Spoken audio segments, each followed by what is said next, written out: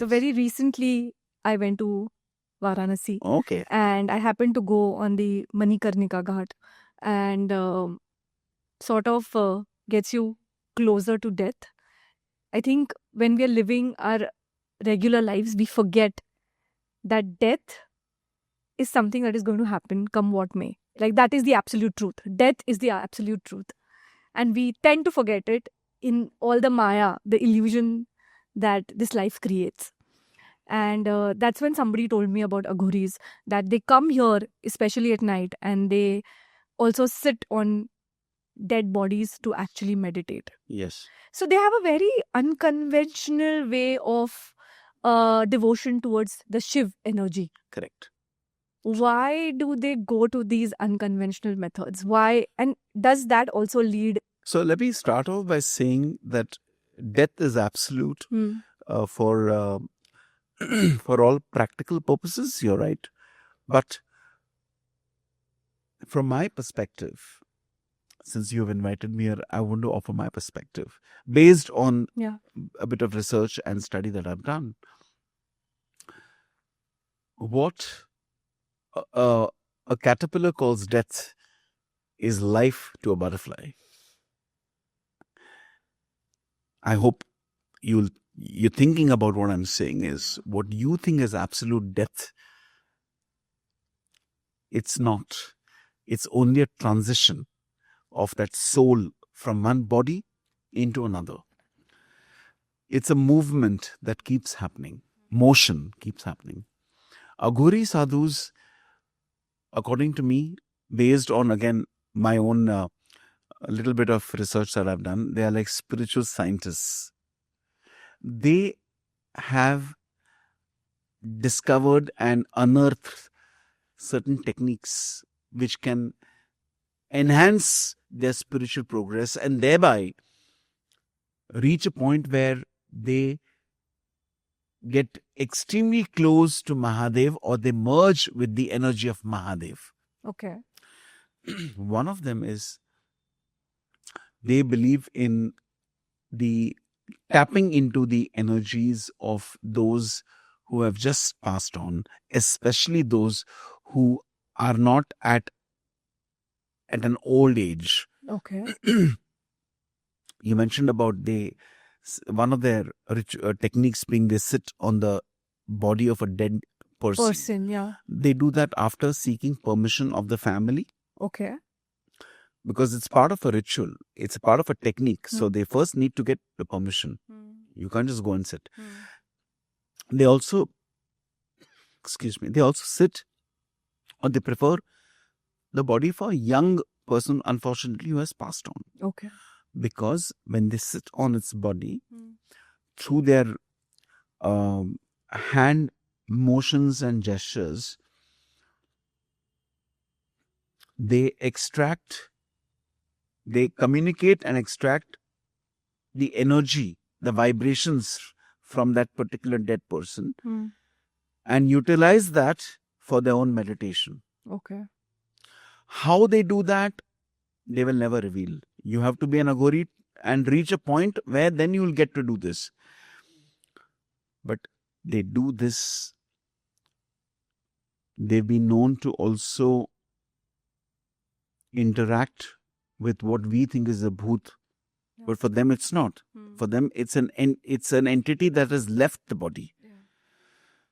They've been known to consume half-burnt flesh of a dead person. Yeah. Which has been widely misrepresented, making people think that they are cannibals, which they are not. They consume it to again absorb certain samskaras of that person, of that entity, to again heighten their own spiritual progress. When an entity passes on, for the first 13 days, the spirit is said to hover around, which is why on the 9th and 10th and 11th and 12th days, apart from every day, but typically those last few days, there are important pujas that are done. Puja karte hain, right? 13th day, 12th day puja. It is, and unfortunately, when my father passed on, I did that. The priest was literally communicating with our ancestors, communicating with my dad's spirit, saying that it's time for you to now leave the spirit. So at that level, that also happens. So at the Aghori level, you imagine, Yeah. they also would be communicating. Yes. So I just believe that their ways are different. Their ways are obviously fearful. People may not understand. But I give a very different analogy. When you are walking or trekking through a jungle and you see deer, a herd of deer, you'll be like, wow, you'll be amazed. Yeah. The moment you go close to it, a little too close, they run away. Yeah. But imagine you go for another trek. And then while trekking, you come across an 18 feet long king cobra. And the moment it sees you and you see it, the first thing is you feel fear. Fear. You don't feel, when you see a deer, you don't fear. Of course, if you see a tiger, you will, right? So Aghoris are like those cobras. You will fear them because they are that way. They exude that kind of an attitude, that personality that don't disturb us. You want to watch us, do it from a distance. So if you watch a king cobra the way it is, it's beautiful, magnificent creature, but from a distance. The moment you go closer, it feels threatened. Yeah. It may attack you, or it may do its hissing, which itself can, make you run away. So with Aghoris, we have to give it respect. We have to give them the respect. And give the respect by maintaining a distance. In fact, I would say knowing the right things, the real aspects about the Aghori Sadhu, which I mentioned in the book, which is why I wrote the book. Making people, if people understand them as Shiva Bhakts and one of the most ardent, hardcore devotees of Mahadev, that itself will be a great service we will be doing to the Aghori Sadhus. Even at Junagadh in Gujarat, deep inside the jungles of Junagadh, there are tribes of Aghori Sadhus who also live there. I've known some person who's told me that they have, some of them, advanced Aghori Sadhus. I call them Mahaghoris. They've also known to do shape shifting so much. They can change their own mechanics of their body and look different.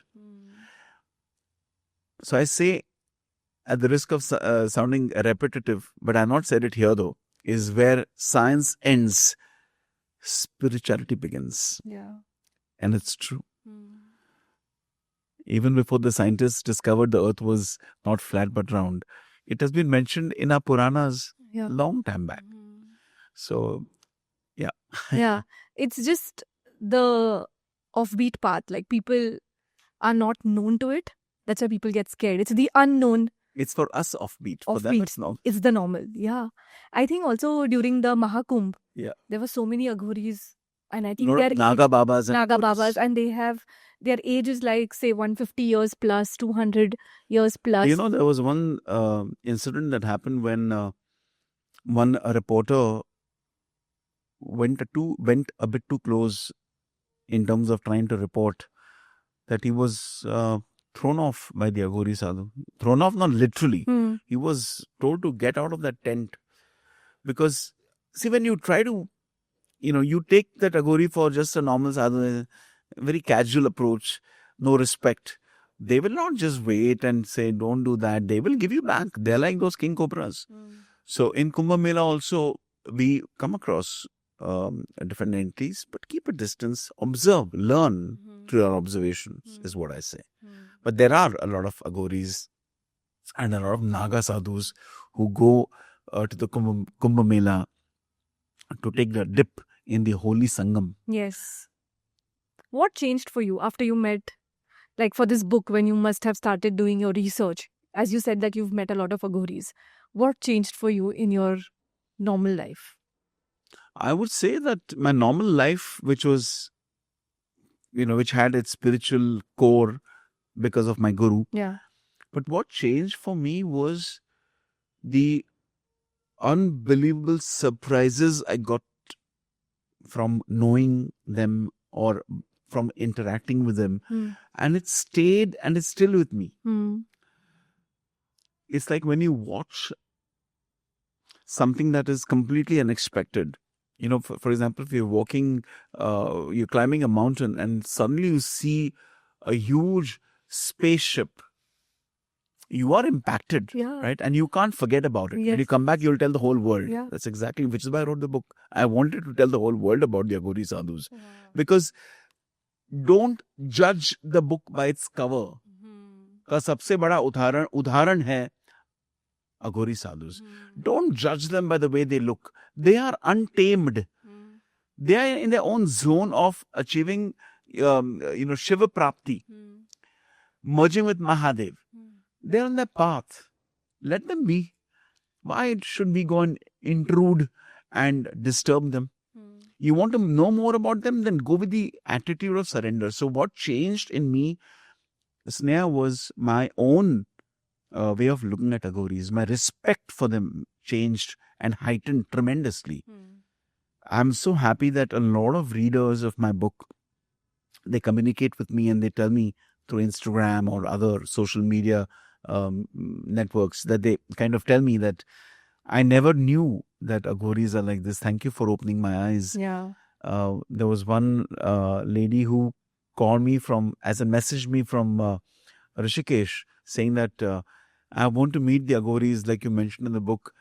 And I said, Baba, it's not that it's not a shop you're going to. You have to earn that. You have to practice your own meditation to reach a level where they will invite you. A calling, like you said. Yeah. We have to wait for that calling, but that happens only when we also mature ourselves spiritually.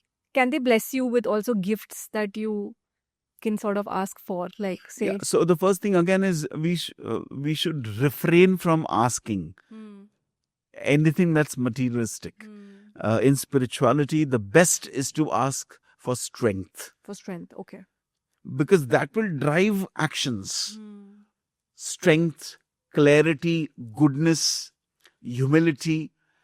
Basically, ask for blessings of values. I want a Mercedes car. I love that. That's I'm just saying that there are yes. people who will go to a temple, for example. मुझे exam में पास कर दो.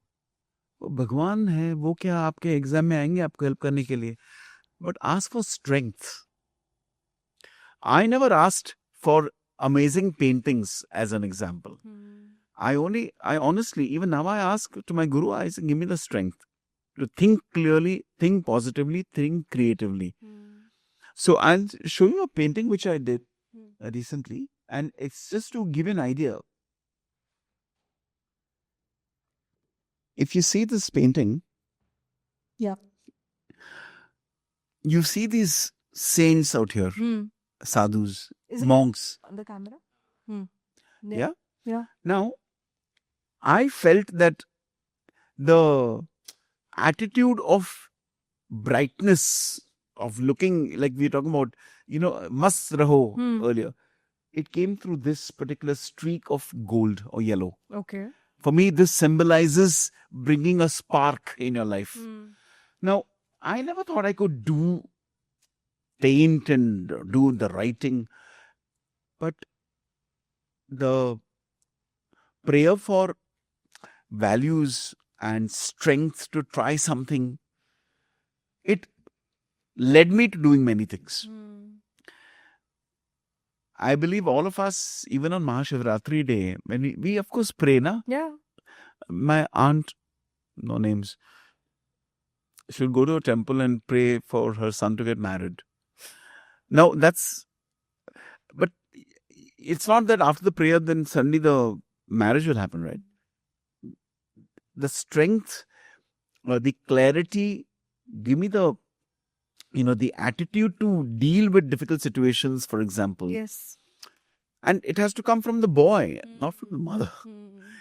But I'm just saying this. I hope our viewers won't misunderstand me. whatever, I don't mean that we should not ask for that. We can. But at the core, we should ask for values. Yeah. Blessings of goodness. That's a very beautiful thing, because I think a lot of people, they don't know even what to ask Correct. for, because इतना ही पता है कि ये मांग सकते हैं, but maybe the values is going to enhance your life even more, and maybe you could get more in life if you ask for the right values. I'll tell you how it works. If you were to go to a temple, Sneha, and you pray for a lot of mental peace and strength and willpower, the temple that you are in, and the deity could be of a goddess or Mahadev. The deity is physically there. You see that, but it has imbibed a lot of vibrations. It has got the energies. But when you ask for the blessings of influencing your mind to be stronger, to be at peace, the energies react. But they may not react to materialistic things. Yeah. They're not going to help you to go to a showroom and get a car or sit with you when you're in a job interview. Yeah. Mr. Energy, what do I do now? It doesn't work that way. Yes. But they will infuse you, they'll influence you with the way you'll probably look at that interview, and how it will heighten your own conviction about getting the job. Yeah. So I just feel that, because it's happened to me. Whenever we've prayed, or I have prayed, I've always prayed for things which will help me then to act upon in whatever I do. And I think at the core, Sneha, what I see in the Aghori sadhus is they only ask for the blessings of Mahadev for them to do their techniques in the correct manner without getting distracted into other things. Which is why you'll never see an Aghori sadhu giving a pravachan. Yeah. Rarely. And you don't encounter them also. Exactly. Why is that? Because they're in their own world. So they don't... Like if you are studying for an IAS examination and you really want to become an IAS, even the slightest noise will disturb you. Yeah. They are like that. So they'll cut off all distraction Absolutely. So when they're in the cremation ground, they're at their utmost peace. Because they're completely focused on their rituals and their techniques. And they know that nobody's going to come and disturb them. But why is the cremation ground because so much importance? Because that is where, for certain rituals, those are places where they can accrue the best benefits. Plug in, as you said. Yeah. Plug in, yeah. Wow. Okay, so coming to the part 3 for the viewers. And I would want a little bit of sneak peek, like a special thing for this podcast. What is the part 3 all about? A little bit. Yeah, so Aghori part 3 is, so it's a trilogy, part 1, part 2, and part 3 is the conclusion. Okay. It's connected. So part 1 is where Subbu is sent by his guru to meet certain Aghori sadhus who know certain mantras which are to be brought by Subbu for his guru. Yeah. This is the first part. Second part is where he comes back, and it's about how those mantras are finally embedded into my guru. Okay. And in the first part, it's not that Subbu learns by listening. They're literally embedded into his body and soul. Okay. So you'll have to read the book to feel that. Third part is, why was all this? Why was I sent? And why was the transference done? It's because there is a very evil entity that goes beyond earth. Okay. It's an energy which is hell-bent upon destroying and decimating the sadhus and all the spiritual people, monks across. And how these mantras will make the destruction of that entity possible. with those mantras, Yeah. basically. So it's a story of how they're all used to. So they go on a mission to encounter, and whether are they successful in completely killing that that negative entity or not is for the part. Part 3. Looking forward. I think I'm going to quickly read part 1, part 2. And it's a quick read. Thankfully, I mean, I've got people who've, and I'm happy about it, that they've finished the first part, as in part 1 of Aghori, in 1 day. Yeah. Or in 2 days. So I got my part 3 test read by 3 people. Okay. Because I wanted to know whether I'm on the right track as an author. Test reading, I feel, is important, but not by everybody. Otherwise, what's the point of publishing the book? Yeah. 3 people. So there's one person who said to me, his name is Manas Vyas. He's a good friend of mine, but he's a very avid reader. And what I like about him is he's politely he'll call a spade a spade. You know? So I want that. He said, Mayur, I couldn't even stop reading it when I had to go to the restroom. So it was so engaging. Engaging, yeah. Of course, he had a couple of inputs to share. There's another person called Yash Chedda who had his own beautiful feedback that I shared. Then Lakshmi Nayak, Lakshmi Kulkarni, sorry. She's another lady who read part 3, and overall the feedback was you can go ahead, with part 3. So yeah, it's I've just sent the draft to Penguin, and it should happen soon. I think it goes without saying, like part 1 and part 2 have been a hit.